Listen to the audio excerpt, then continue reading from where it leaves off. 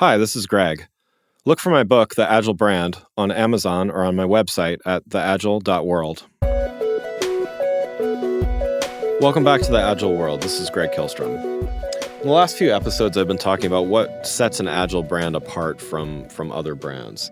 I went through a few things. So the first thing was having an open dialogue with customers about not only complaints, but ideas and suggestions and things like that.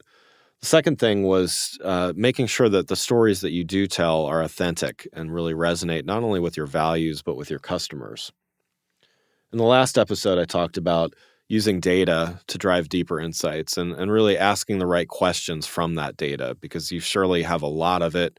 We're able to store so much these days, but it's really key to ask the right questions from that data. Today, I'm going to talk about staying nimble by always listening. So there's a couple different aspects to being nimble, and nimble I think can be a synonym for agile as well. And so part of being agile, it's not being reactive, and I think this is often a common misconception is just because you can change something and you do have access to information that might suggest that you should make a change doesn't mean you should just be reactive and change something on the fly and without a clear purpose or direction.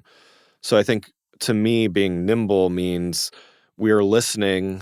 We have a process to make changes. So, agile methodology works in what are called a series of sprints. So in marketing or branding, the way that I suggest this is, agile marketing is such that it's not a start and end type project. So sometimes with software, or with manufacturing, let's talk about software and web design, for instance. That's something that I'm very familiar with. A website redesign project, for instance, it has a start and an end.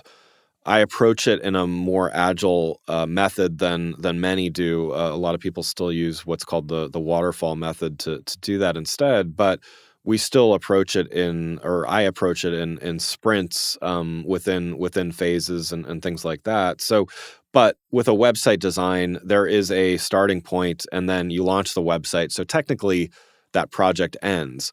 With agile marketing, or in this case, branding, there really isn't an end. You're not going to stop marketing unless the company goes out of business or something like that. So really, you think in sprints in order to do a couple things. So, I mean, one is to force yourself to kind of sit back and listen and wait and get a little bit of perspective on what's going on, but also to force yourself to optimize and make changes on some regular basis. So instead of letting things go too long, it provides a structure to allow you to be nimble.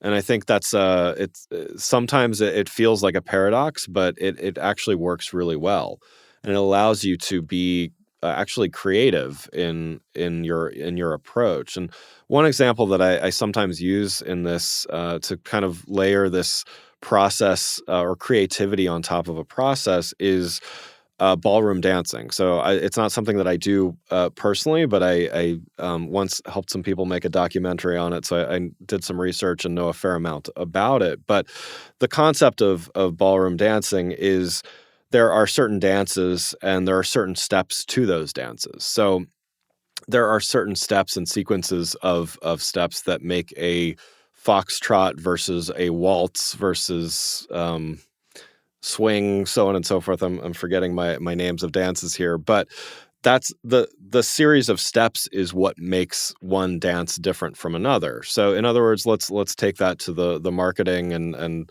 agile world, which would be that's process. So those steps don't really change, but when you know those steps, when those steps are secondhand, it actually allows you to be creative, because in that world, in the dance world, for instance, there is tons of room for creativity, and yet someone is still performing that dance. They're still following that process, and yet they're layering a lot of creativity on top of it. So this idea of being nimble, on top, nimble and creative, I'll add that to it as well, is on top of a well-structured process, actually breeds great results. It allows us to be agile, it allows us to be successful, but it also allows a process where we're not being reactive.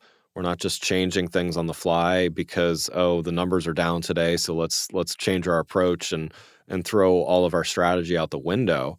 It's actually allowing us to take a step back. Again, as I was saying earlier, take a step back, look at things, and know, okay, well, our sprints up at the end of the week, let's say.